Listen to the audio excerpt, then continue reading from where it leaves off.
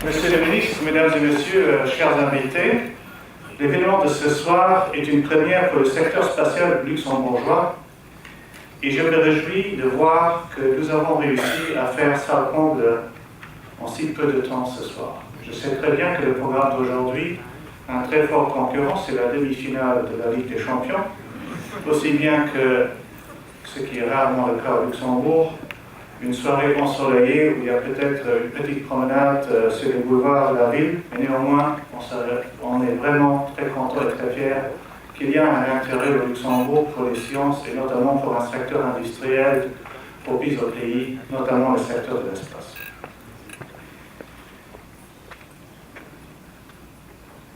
Pour moi, ce soir, la centaine d'élèves et d'étudiants qui sont présents est le message le plus important. Comme tout secteur économique et industriel du pays, nous avons une pénurie de gens qui se motivent à s'engager dans cette filière, et notamment dans cette filière qui est constituée des filières de sciences appliquées, des sciences exactes, notamment celle des ingénieurs et celle des mathématiciens, physiciens et autres sciences exactes. Le but de la soirée est ensemble de regarder un film, Gravity, qui nous démontre certaines applications de la physique dans l'espace, d'avoir un échange de vues avec des gens qui ont eu la chance de se retrouver à 600 km au-dessus de la Terre pour la voir pendant plusieurs semaines, d'aussi avoir des ingénieurs qui travaillent dans l'industrie pour échanger avec vous ce qu'il faut pour entrer dans ce métier. Bien sûr, il y a certaines personnes d'entre nous qui ont eu la chance de lire Tintin, Objectif Lune, on a marché sur la Lune, ou qui, comme moi, ont passé leur première nuit blanche en un mois de juillet en 1969, lorsque la mission Apollo 11 a réussi que Neil Armstrong était le premier homme à mettre ses pieds sur la Lune. Comme il le disait, c'est un petit pas pour un homme, c'est un bond pour l'humanité.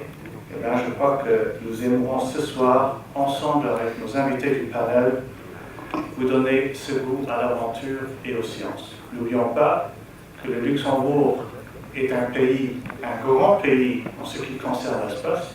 On est le 4e pays au sein de l'Agence spatiale européenne que nous avons rejoint en 2005.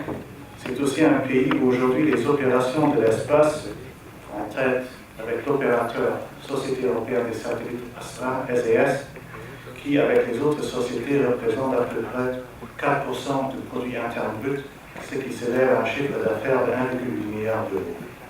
600 hommes et femmes aujourd'hui gagnent leur vie dans ce secteur et nous aimerions que ce nombre soit croissant et renforce la position du Luxembourg dans ce secteur. Avant de céder la parole à Monsieur le ministre Claude Meisch, que je remercie chaleureusement pour sa présence, je tiens aussi à saluer tous les membres du groupement luxembourgeois d'aéronautique et de l'espace, et aussi à remercier les responsables de Butopolis, de la FEDIL et Mr Science du Fonds national de la recherche, de donner un coup de main pour faire de cette soirée une soirée, et j'espère que c'est une première, qu'il y en a d'autres qui suivront. Mesdames et messieurs, merci beaucoup pour votre attention et votre venue, et je vais passer la parole à Monsieur le ministre Claude Meisch. Merci.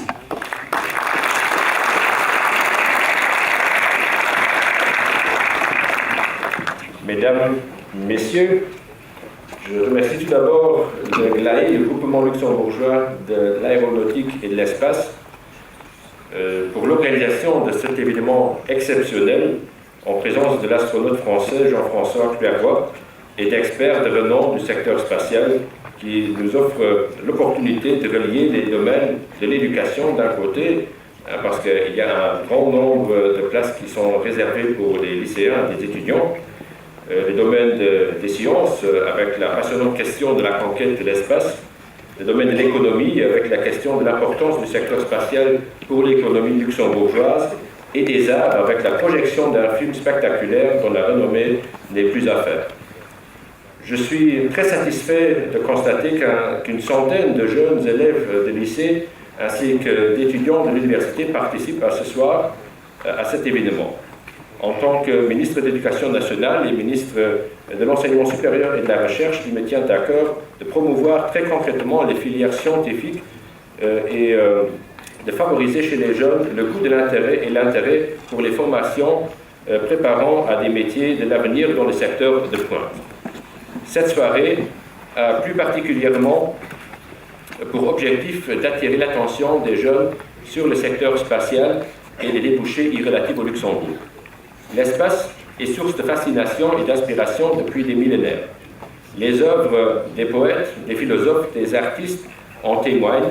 L'engouement tout récent pour le tourisme spatial également, et qui d'entre nous, enfants ou adolescents, n'a pas rêvé de ressembler à des héros comme Superman ou Luke Skywalker. Mais revenons sur Terre.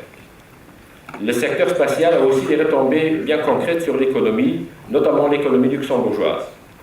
Le Luxembourg est en effet un pays très actif dans ce secteur, notamment grâce à la présence d'un des deux grands opérateurs de satellites dans le monde, SES. Depuis 2005, le Luxembourg est devenu membre de l'Agence spatiale européenne, ESA, ce qui contribue à la politique de développement de ce secteur. Qui dit développement du secteur dit aussi formation et recrutement. Les entreprises et organismes de recherche actifs dans le domaine spatial ont ainsi besoin de jeunes motivés et formés dans cette matière. Dans ce contexte, le gouvernement a conclu un accord avec l'Agence spatiale européenne qui permet à des jeunes diplômés luxembourgeois de travailler pendant 2 ans au sein de l'ESA. Ce programme est appelé Lux Young Graduate Trainee. Avec ce programme, les candidats bénéficient d'une expérience de valeur qui les qualifie pour de nombreux postes dans l'industrie spatiale luxembourgeoise, dans des instituts de recherche renommés et bien sûr à l'ESA. Chaque année, le gouvernement organise un appel à candidature. La liste des postes ouverts sera publiée très prochainement, notamment sur le site du ministère de l'économie. Je vous invite vivement à aller y jeter un coup d'œil et à vous lancer dans cette aventure. J'espère que le film de ce soir, et plus encore le débat qui aura lieu après, avec nos invités triés sur le volet, vous inciteront à vous engager dans des études et des métiers liés à ce secteur en plein essor. À nous tous, je souhaite une soirée très agréable, mais la place est maintenant au film et au silence. Comme le disait Victor Hugo, l'espace efface le bruit. Merci.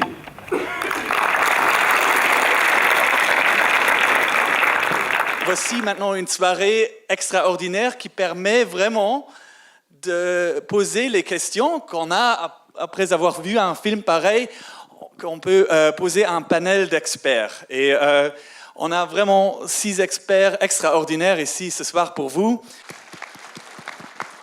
Oui, sur mon 3e vol spatial, j'étais en charge du rendez-vous avec le télescope spatial Hubble et le pilotage du bras robotique qui me permettait de déplacer mon collègue à l'extérieur, au bout du bras. C'était Claude Nicolier, d'ailleurs, un astronaute suisse, et qui, lui, changeait les cartes électroniques dans le télescope, exactement comme Sandra Bullock. J'étais par contre entraîné pour les sorties d'urgence lors de mon 2e vol, au cas où on ne puisse pas se désamarrer de la station spatiale russe Mir. Il fallait sortir pour dévisser à la main 96 boulons du système d'amarrage. En résumé, l'expérience sensorielle, visuelle, le contraste, la vue de la Terre, des vaisseaux, l'acoustique, le sens des vibrations, le son de sa propre voix à l'intérieur du scaphandre quand la caméra rentre dans le casque, les mouvements, la pesanteur, c'est exactement ça. C'est très, très réaliste. Maintenant, le scénario, l'histoire, si on la découpe en petites tranches individuelles, il y en a plusieurs, ça s'est déjà passé comme ça. Il y en a d'autres, ça ne s'est pas passé comme ça, mais ça pourrait être comme ça.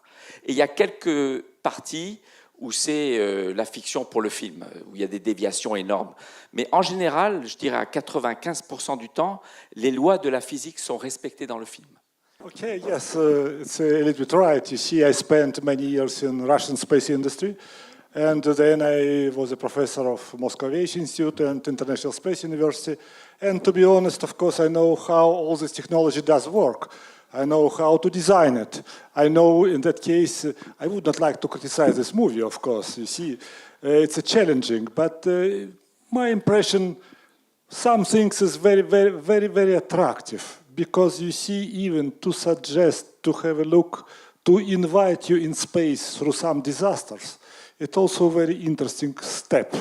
You see in culture. For me, much more sad that it's not only this machine was destroyed, but for me, much more difficult situation now when young generation wouldn't like to design them. They would not like to go to university to be mathematicians, to be physicians, to build machine which should not be destroyed, even in these conditions. It's possible. Believe me, you see, to be honest, it's only one small mistake in this movie. Station ISS, International Space Station, has a probability to have a collision with any debris 0.003. It's not too much, okay. But it's interesting to see what will happen after collision. Moi, je ne suis pas astronaute, j'étais dans le temps astronaute. Et pour vous dire que j'ai toujours aimé être un peu le paysan luxembourgeois avec les deux pieds fermement sur la terre. Et c'est en fait ça que High-Tech caractérise. On fait la conception et la réalisation de très grandes antennes, pas celles les paraboliques pour capter les programmes télévisuels, mais des antennes qui sont utilisées par les stations terriennes pour le téléguidage et le contrôle des satellites. Donc notre entreprise, avec d'autres sociétés luxembourgeoises comme le groupe AZS, on fait des stations terriennes où nous livrons chez High-Tech la conception avec la réalisation des antennes. On a des antennes sur Betzdorf, on a des antennes à Redu, on a des antennes en Guyane française, qui est le port spatial européen, et on a aussi des antennes dans le haut nord de l'Europe, notamment à S-Range, sur le cercle polaire. Donc notre spécialité, c'est restons sur Terre, mais réalisons le lien entre la Terre avec les diverses missions. Okay, I work for SES, the communications satellite company, and the difference is that what happened in the movie is down here under the band.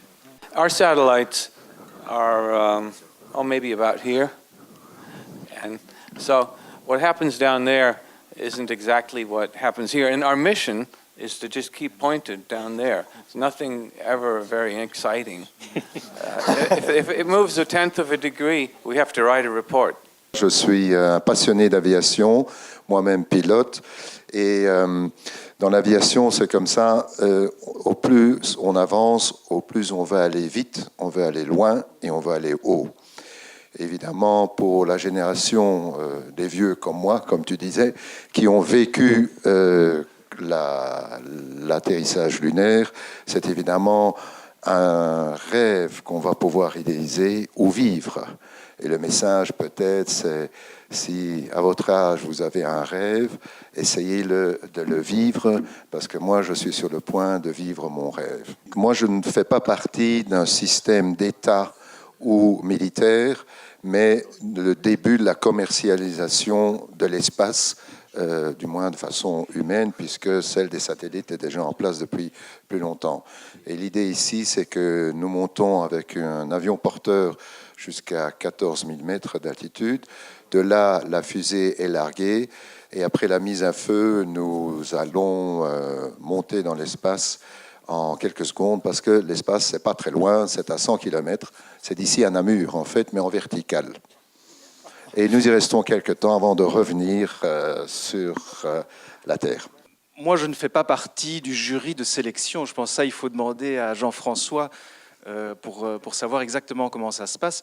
Mais c'est clair que le fait que le Luxembourg soit État membre de l'Agence spatiale européenne permettra à l'avenir, la prochaine fois que l'ESA fera un recrutement pour des astronautes, la qualité de membre de l'Agence spatiale européenne permettra à tout Luxembourgeois de poser sa candidature pour devenir astronaute. En effet. Je vais directement vous donner la parole maintenant. Donc, levez votre main et on va venir avec un micro. Est-ce que c'est réaliste qu'il y ait une telle réaction en chaîne lorsqu'il y a un des satellites qui explose ou qui serait endommagé? Not quite like that. I mean, you had big pieces coming together and all these things. That was really over the top. Okay. And it happened also a little too quick, I think, for the real dynamics. You see, it's of course a little bit non-right, because after any explosion, all pieces of craft, which later named as a space debris, moved in a different sides. It's not a cloud which is moving with the same speed in the same direction. So when we're speaking about some kind of a chain effect, it's incorrect because satellites also are flying not all together. They're flying in different altitudes, different inclinations. To be more simple, in that case, it's flying relatively far from each other. It's not so called. It's non-correct that it's chain effect. But for movie, it's nice because it's very different. Yes. Do you know why? Because in 1 hour or 1.5 hours, it's impossible to provide some kind of extremely realistic story. Even each movement in space, it's not so fast as shown here. Ce qu'il faut retenir, c'est que les débris sont une vraie menace qui est très évaluée.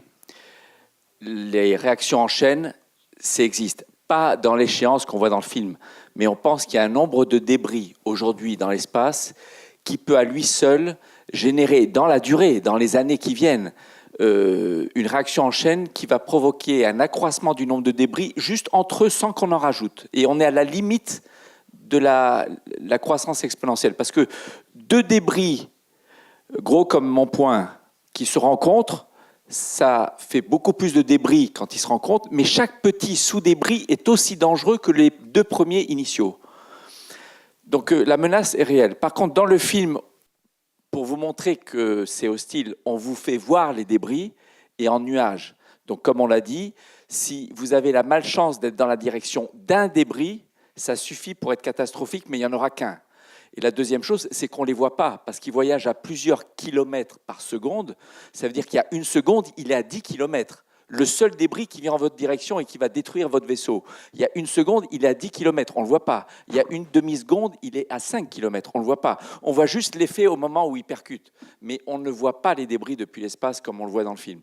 Mais au moins, vous avez compris que c'est un risque qui existe, mais pas aussi spectaculaire que là. Oui, j'espère qu'il y a encore d'autres questions. C'est-à-dire que les débris en orbite très basse, oui. Donc la Station spatiale internationale ou en dessous, subissent un freinage atmosphérique, même si l'air est très très raréfié. À ces vitesses-là, l'effet est ressenti quand même.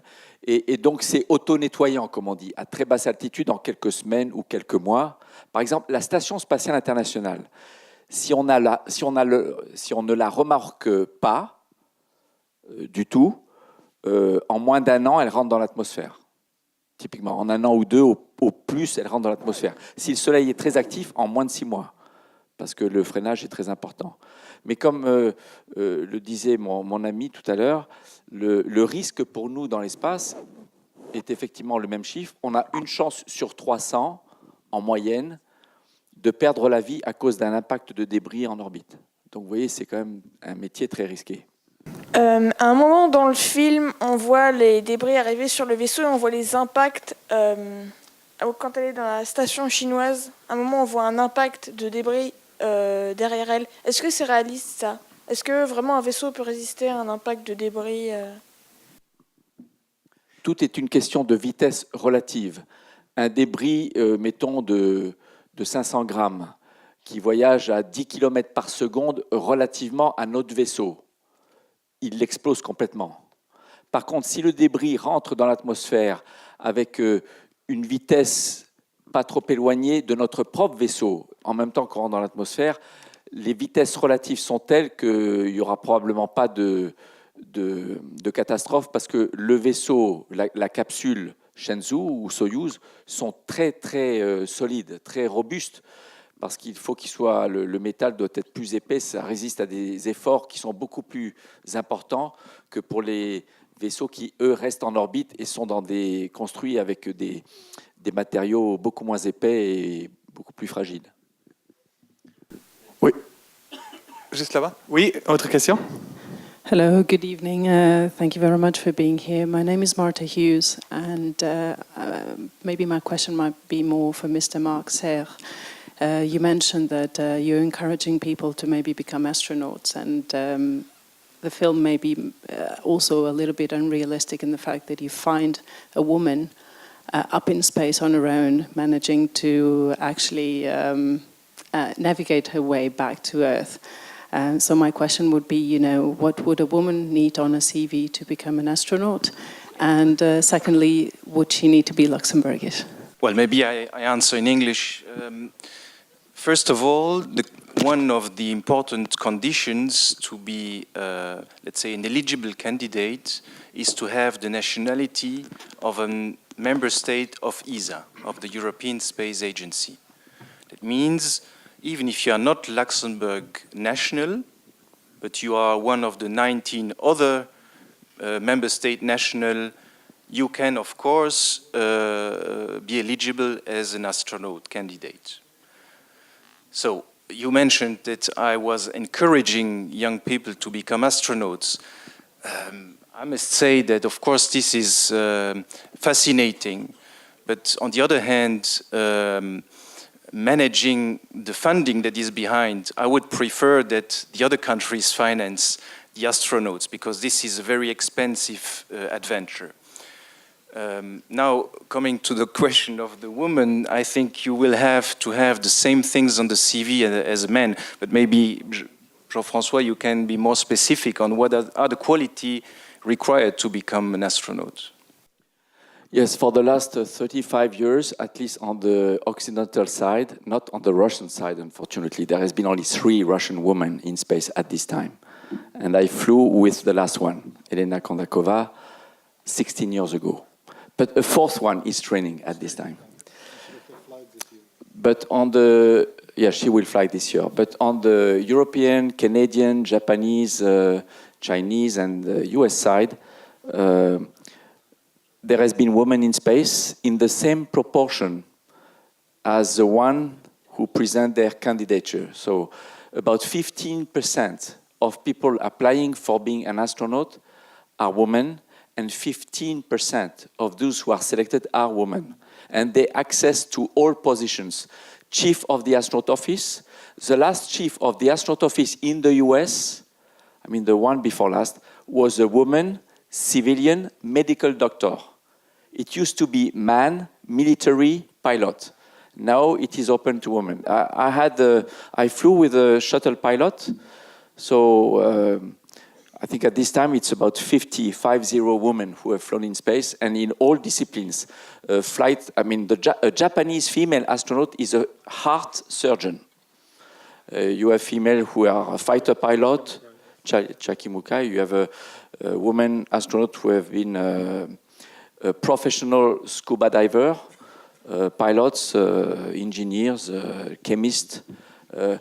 The deputy director of the Johnson Space Center in Houston is a woman.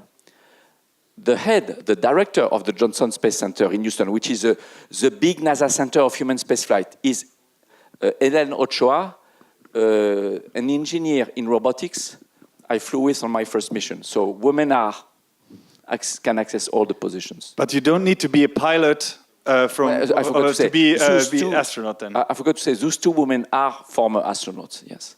Oui.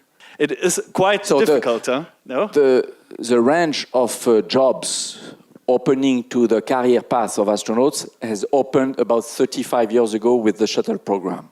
The shuttle program opened access to space to professional astronauts who were in their previous job scientists, engineers, oceanographer, veterinarian. For example, the next European to fly in space in 3 weeks, Alexander Gerst, a German, is a volcanologist. Okay, so another possibility would be with Jean-Rhys. Perhaps you could tell us afterwards. There are other questions, yes? Hello, my name is Nicholas. A question to Jean-François. When you travel abroad, I guess you often come home and you see life differently. You see your home differently. When you go to space, how did you see Earth differently afterwards? I enjoyed very much in the movie the fact that Matt, even when he knows he's going to die, several times in the movie you see him being totally, émerveillé by the view of the Earth. This is probably what touches the astronauts the most after a spaceflight experience. You know, the spaceflight experience, if I summarize in 4 big sensations, the big kick in the butt at liftoff, the big power when you ascend, the black sky on day side of the Earth, you know, usually when it's daylight, the sky is blue, but in space it is black, black. Weightlessness and the view of the Earth, but probably the view of the Earth is what will impress astronauts for the rest of their life the most. Et je vais dire en français, Matt, à plusieurs reprises, on le montre s'émerveiller devant la Terre.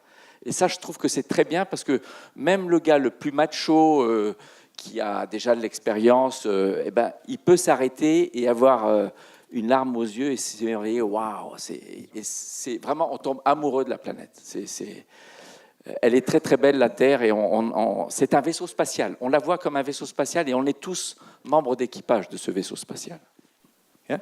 I would like to know, is it possible or realistic that an American or an European astronaut manage or could manipulate a Chinese machine to save his life? Is it? Do you construct them really in the same way? No, they're constructed by a completely different way. It's one of the problems, you see.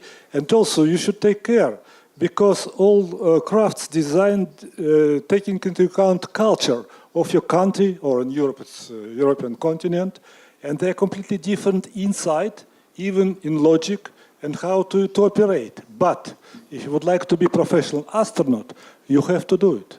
In that case, all American astronauts, all European astronauts who had a flight on Soyuz, they have a big training, about 2 years, how to do it. All Russian guys also trained when they had a flight on a shuttle, how to operate. As for Chinese, a little bit it's difficult to say. But I would like to tell you, practically, Shenzhou, it's a copy of Soyuz. So you only need to know sequence of buttons. And after that, you will survive. I think what we should just mention here, in general, in design, being it on ground segment, on space segment, you have international standards. And I think this is something where we have to pay a big tribute to Arianespace program in Europe, because this was a program who really united Europe on an international common standard basis.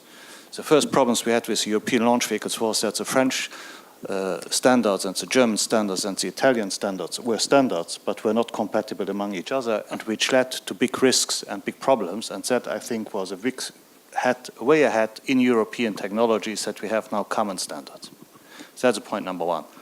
I cannot speak for the space segment, but from my experience, when I was at SES, it was also their common standards for spacecraft manufacturers, that you have the same thing. Otherwise, you can't work, because these are very complex systems. And I think that's a message which this this movie is also conveying. You have different systems. You saw these astronauts in different missions. They had to be aware of their own body, what are the parameters of their body. They had to manage and to anticipate what to do. This may have been a little bit on the Hollywood side of the equation, but never mind. You have to be a system thinker in order to be analytical and exactly to know what your procedures are. And I think this is also a very important message for those who are interested to embark on studies in engineering sciences. This is part of the job, and this will be part of the job until retirement. La Station spatiale internationale, c'est un véritable laboratoire de recherche scientifique, mais c'est aussi un banc d'essais de coopération internationale, parce qu'il y a des choses sur lesquelles on ne s'est pas entendu. Par exemple, les unités, les Américains n'ont pas réussi la conversion au système métrique, contrairement aux Japonais et aux Canadiens. Donc, les 4 partenaires qui ont un système métrique européen, canadien, japonais et russe, mais les Américains, c'est toujours en système anglais, système anglais. Donc, vous avez 2 trousses à outils à bord de la station spatiale. Vous avez des clés en millimètres et des clés en 16e de pouce. Et donc, parfois, les astronautes sortent dans l'espace pour faire une tâche. Quand ils ont à travailler à la fois sur le segment, par exemple, européen ou japonais et américain, ils sortent avec les 2 trousses à outils. Donc, on n'a pas réussi à tout standardiser, mais on apprend. Hi, my name is Ramon. I wanted to know if you foresee some mission in the near future that could do some kind of collection of collect the debris, and so to mitigate the problem that could happen in the future. Peut-être que je peux répondre à cette question. L'Agence spatiale européenne est en train d'activement préparer le nettoyage de l'espace. Alors ça ne va pas se faire demain, mais il existe une initiative qui s'appelle Clean Space et qui a pour objectif de développer aujourd'hui les technologies qui seront nécessaires pour entreprendre une mission du type s'approcher d'un débris, arriver à l'attraper, le reprendre et le faire peut-être sur plusieurs débris. Voilà, donc il y a déjà un certain nombre d'études qui sont en cours sur ce sujet, mais je crois que c'est une mission qui n'aura pas encore lieu tout de suite. On the mental qualities of astronauts before and after their journeys, how are they trained to be mentally tough? Must they blindly believe in science in order to take part in this? Are they trained to blindly believe, or do they take an active part in it? And the second question, which is linked to this, how do they cope with this pressure afterwards? Seeing the world from a different perspective, in the literal sense of the word, some seem to have psychological problems afterwards. Jean-François said it earlier, it's something you really want to do. And it's like anything in this world. If you really want to do something and you're prepared to invest yourself, then you will be able to do it. If you start off by saying, well, I'm not sure if I want to do this, or maybe I should try and I might hesitate, then for sure it's not going to work. But do you need any medical knowledge to because you have to be well trained? That was more, I think. Well, as far as the medical is concerned, since I'm a pilot, I have my medicals that are qualified enough to participate in this program. Now, his medical qualification will probably be much tougher than mine. But I think the question was more on the psychology side, during and afterwards. So I think it's Jean-François who should answer the question, since I wasn't there yet. Lors de la sélection, il y a des épreuves psychologiques qui sont assez dures. J'étais moi-même dans le jury de la dernière sélection des astronautes de l'ESA, il y a 5 ans, et on les a vraiment mis sous stress. Hein. Mais une fois que vous êtes sélectionné, l'entraînement psychologique est principalement sous-jacent de l'entraînement technique dans les simulateurs. Avant mon premier vol dans la navette spatiale, j'ai appris par cœur, enfin pas par cœur, j'ai appris jusqu'au moindre boulon comment fonctionnait mon vaisseau spatial. Il y avait 1000 interrupteurs dans le cockpit de la navette spatiale. Même 14 ans après, je peux vous donner le nom de chacun de ces 1000 interrupteurs et vous dire à quoi il sert.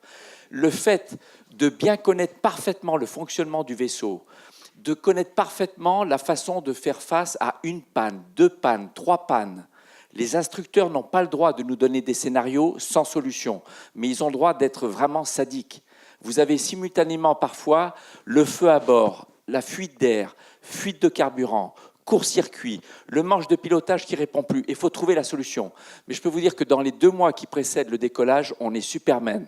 En tant qu'équipage, ils ont beau chercher les scénarios les plus tordus, on est toujours on top, comme on dit, et on s'en sort. Donc on construit en nous-mêmes une confiance à faire face à toutes les situations. Je prends encore d'autres questions. Oui. Ma question s'adresse à M. Clairvoy. En fait, il n'y a rien de technique. Pour faire ce type d'épreuve, il faut avoir une condition physique hors pair. Alors moi, j'ai eu la chance et la malchance d'avoir l'appendicite à plus de 40 ans. Et alors je me suis laissé dire qu'avant de partir dans l'espace, si on n'avait pas eu cette opération, on se faisait opérer d'office. Alors c'est un simple détail, une simple réponse de votre part. Alors en fait, ça fait plus de 40 ans que ça ne se fait pas. Ça s'est quasiment jamais fait dans l'espace. Parce que quand vous opérez, alors si c'est peut-être une petite par endoscopie, ça va. Mais quand vous ouvrez le péritoine, vous favorisez la formation de tissus cicatriciels qui favorisent les occlusions intestinales, etc. Donc ça fait plus de 30 ou 35 ans. Alors, pour la Russie, pour les premiers vols de longue durée russes, je ne sais pas. Mais en tout cas, du côté occidental, on n'a jamais opéré par prévention un astronaute avant ces vols spatiaux. Qu'est-ce que vous pensez de l'utilisation de l'extincteur pour bouger dans l'espace?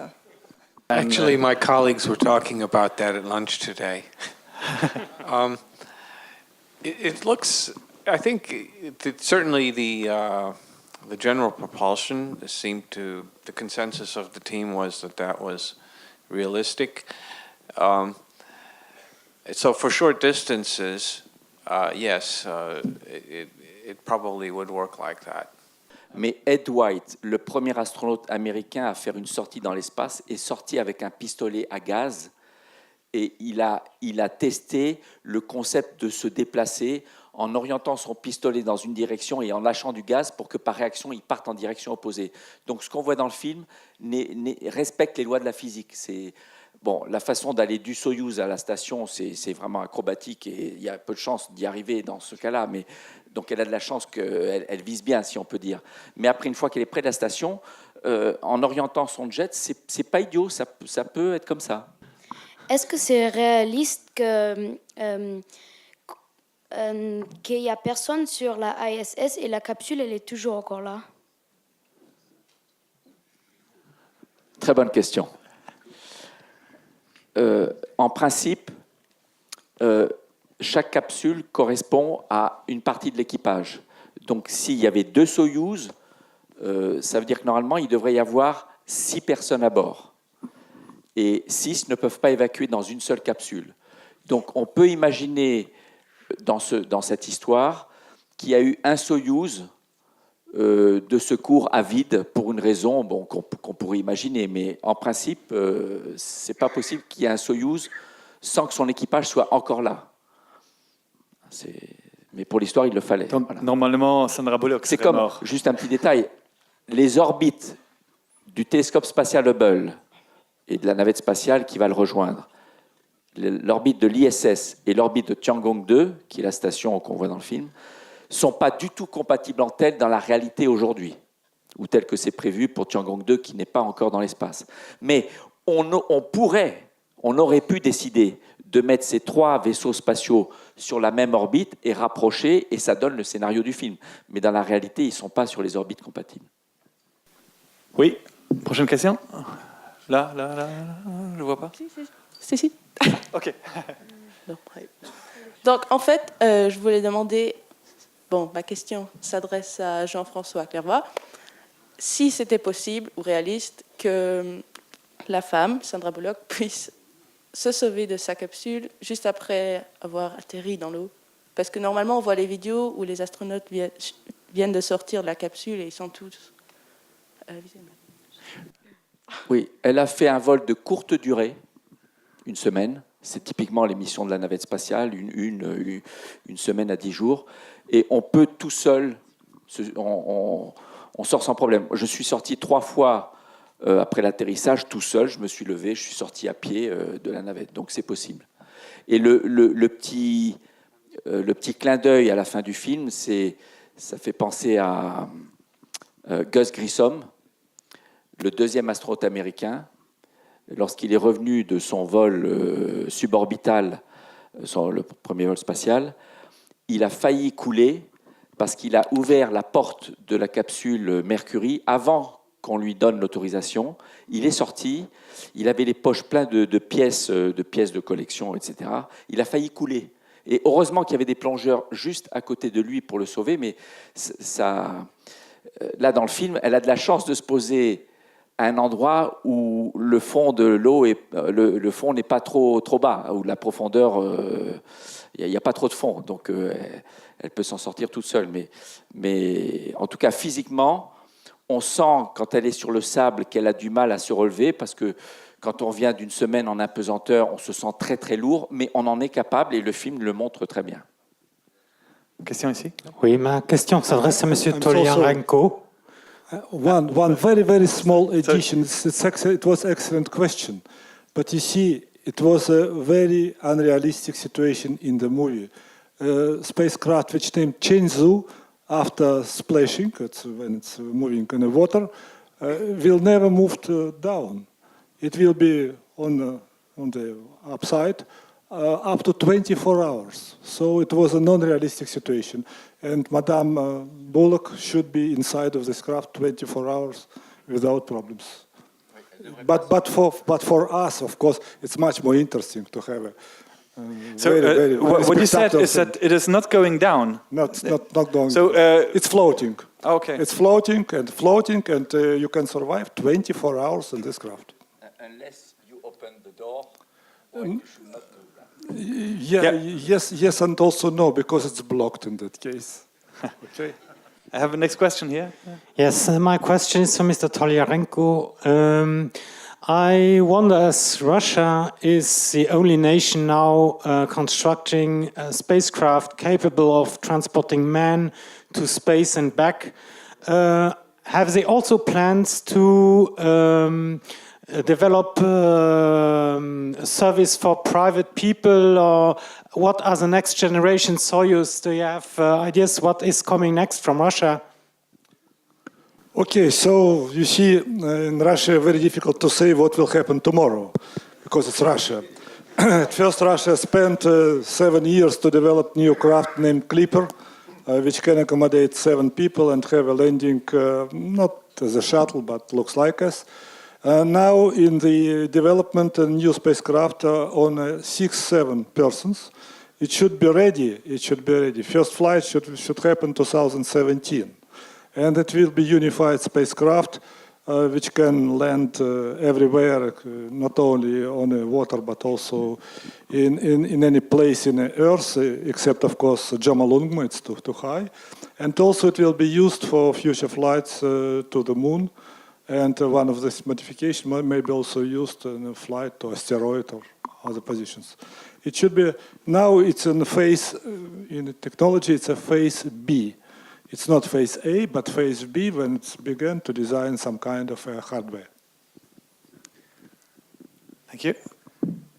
There's one question there and one question I would like to ask as well.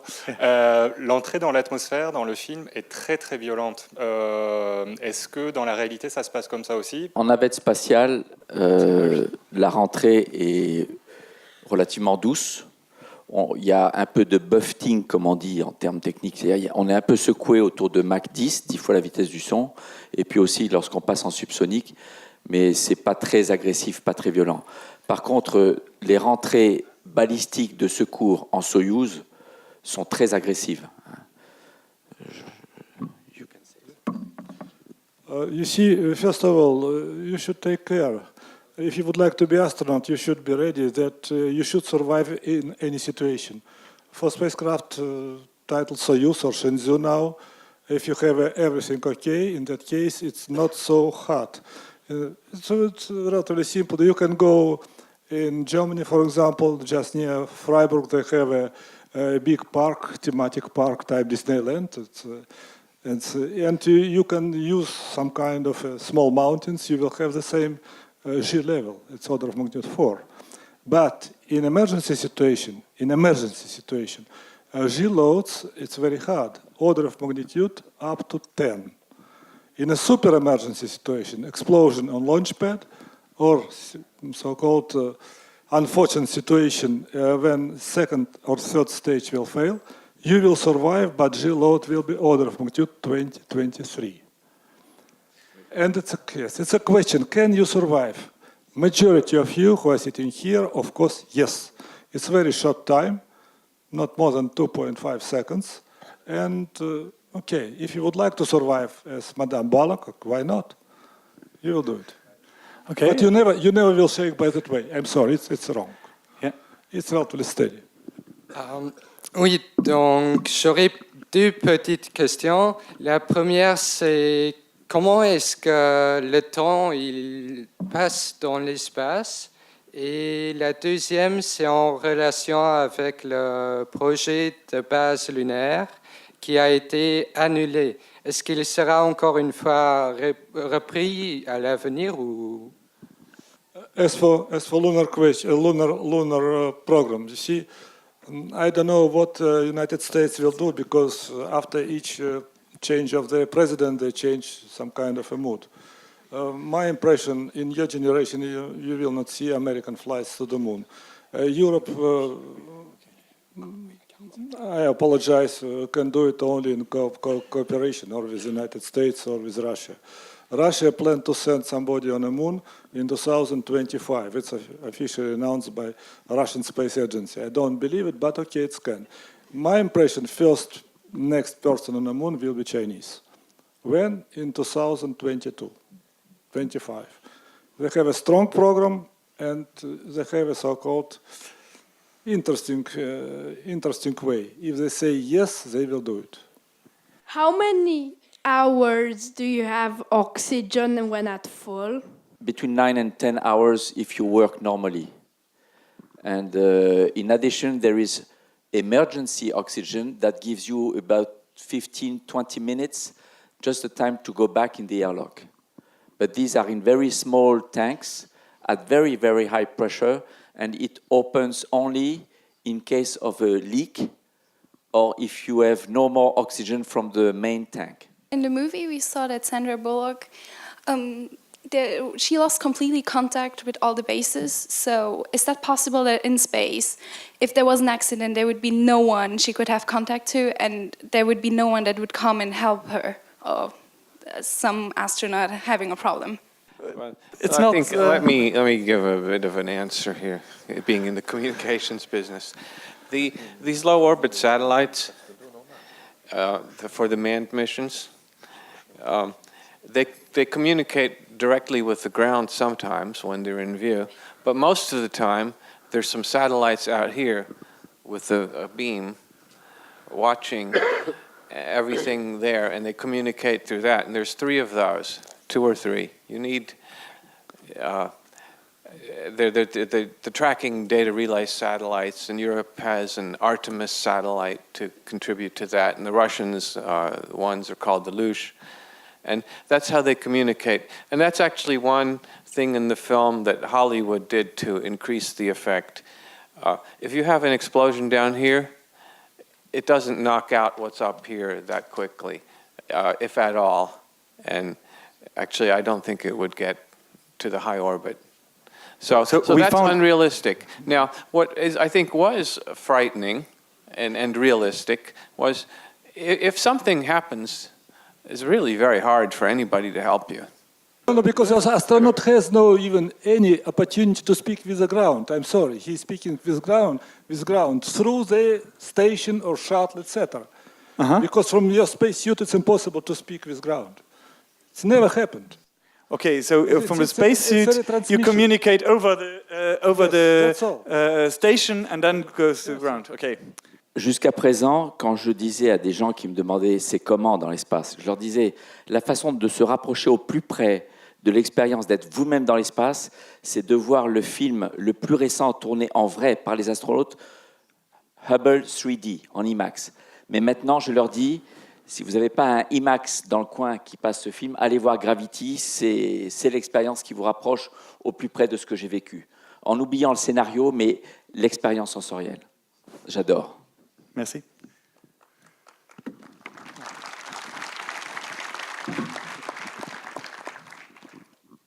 Okay, my impression about this film. You see, main message of this film, have a look how we are fragile. You see, and how we are badly protected, you see, if you are in space. In that case, it should be motivation to those who would like to connect your life with space. How to design crafts which are not so fragile. How can we provide some kind of international collaboration to be sure that if something happens, somebody will help you. And also how also to protect our Earth from a lot of garbage we moved in space by our, you see, our launches. In that case, I would like to invite maybe those who is in university, try to also spend part of your life connected with precise science, mathematics, physics, etc., medicine, and also to help to future generation also to be in space. Otherwise, it will not happen. Thank you.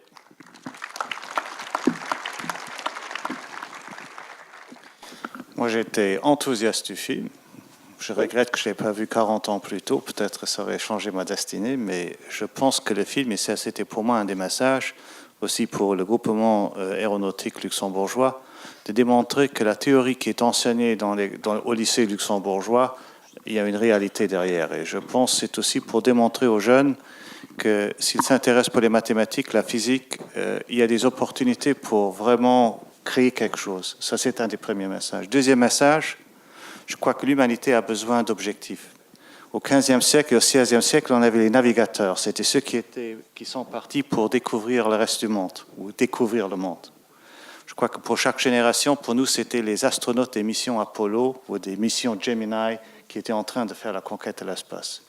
Eh bien, je crois qu'aujourd'hui, l'espace, on apprend beaucoup. Je crois que les missions des télescopes, les missions orbitaires, ça nous démontre quand même qu'il y a encore des nouvelles frontières à franchir. Et je crois que c'est bien, c'est un défi positif pour tout le monde de s'y engager et de faire avancer l'humanité. Comme l'a dit Neil Armstrong, c'est un petit pied pour un homme, c'est un grand bond pour l'humanité. Et je pense que c'est un des messages qu'on a voulu passer. Il ne faut pas avoir peur, il faut comprendre. Merci. Ray. Right. I thought it was a good movie in showing the interplay between the psychology, the people, and the machines, and particularly also the dynamics inside when they moved. And there's a lot you can, if you take your physics class, I mean, then you're probably interested in that. It's mechanics 101.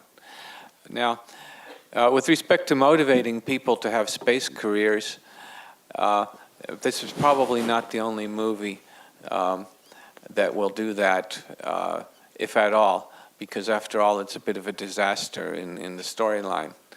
But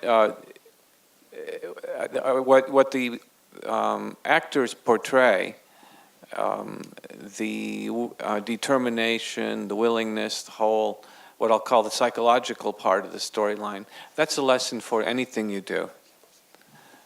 So I'll be quiet with that. Thanks. Thank you, Ray. Marc, Cérès. Je dois dire, je suis très heureux d'avoir pu voir le film et d'avoir entendu parler un astronaute juste après, parce que c'est pas toujours évident de détecter le réalisme de la fiction. Mais donc ici, mon sentiment, c'est que j'ai des doutes sur le fait que le métier d'astronaute soit un métier pour moi, parce que j'ai déjà le vertige. Je ne crois pas que ça me donnera envie davantage d'aller dans l'espace. Mais par contre, j'espère que ça vous a fasciné et que, en tout cas, les jeunes qui sont dans la salle auront envie de se lancer dans des métiers qui représentent un tel défi. Il faut savoir quand même que dans l'espace, le métier d'astronaute, c'est, je dirais, la pointe de l'iceberg qui dépasse. Derrière tout ça, il y a une tonne de techniciens, d'ingénieurs, d'hommes et de femmes qui travaillent pour que le métier d'astronaute soit possible.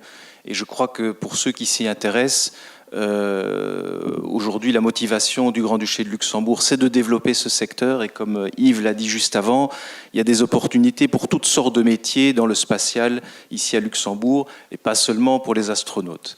On a aussi du plaisir dans d'autres matières. Hein. Ce n'est pas que l'astronaute qui a du plaisir, je pense. Oui. Well,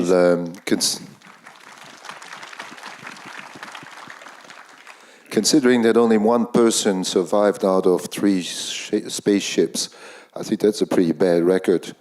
And I don't know how that can be motivating for future astronaut career, but still I believe in it and I wish you all to be astronauts someday. Good evening.